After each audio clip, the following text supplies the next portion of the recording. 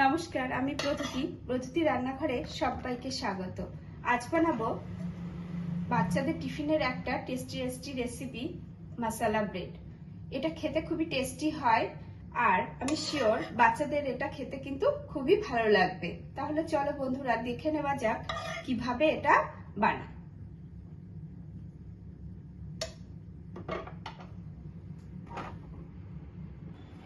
মশলা bread বানানোর জন্য এখানে আমি কয়েকটা ব্রেড স্লাইস নিয়ে নিয়েছি। এবার এগুলো এইভাবে ছোট ছোট করে টুকরো করে আমি কেটে নেব। এইভাবে ছোট ছোট করে আমি সব স্লাইস গুলোকে কেটে নেব।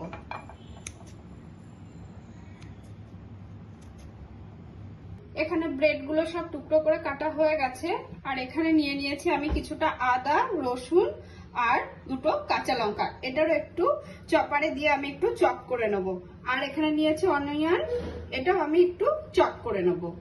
এখানে আদা, রসুন আর কাঁচা লঙ্কাকে আমার কিমা করা হয়ে গেছে। এখানে অনিয়নটাকেও আমি কিমা করে নিয়েছি। আর নিয়েছি একটু ক্যাপসিকাম আর টমেটো আর ধনেপাতা। এবার একটা প্যান গরম করে আমি দিয়ে দেবো এর মধ্যে একটু বাটার। এখানে বাটারটা দিয়ে দিয়েছি। এবার এর মধ্যে আমি দিয়ে দেবো অনিয়ন কুচি।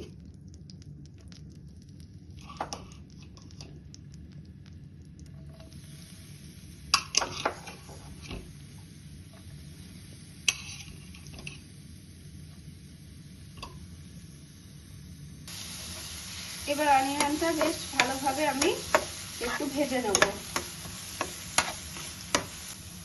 আমার পেঁয়াজটা ভাজা হয়ে গেছে। এবার এর মধ্যে দিয়ে দেবো আমি আদা, রসুন আর কাঁচা লঙ্কা। এটা দিয়েও একটু আমি এবার ভেজে নেব।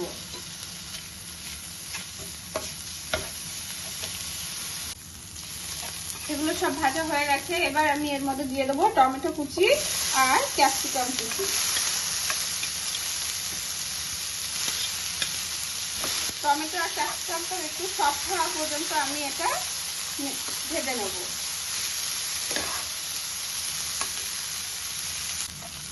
টমেটো ক্যাপসিকামটা সফট হয়ে গেছে। এবার আমি এর মধ্যে দিয়ে দেবো পরিমাণ মতো লবণ আর দিয়ে দেবো একটু জিরে গুঁড়ো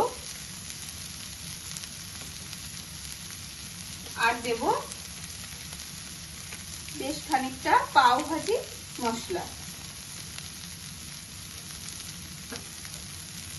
আর দেবো কিছুটা টমেটো কেচাপ দিয়ে এটা খুব ভালোভাবে এবার আবার মিশিয়ে নেব।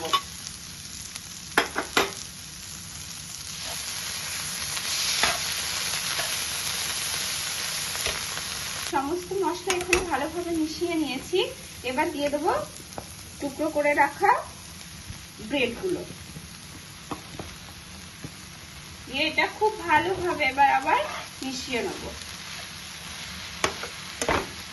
আর এর সঙ্গে দিয়ে দেবো কুচি করে রাখা ধনেপাতা। এবার ভালোভাবে আমি এটা মিশিয়ে নেব।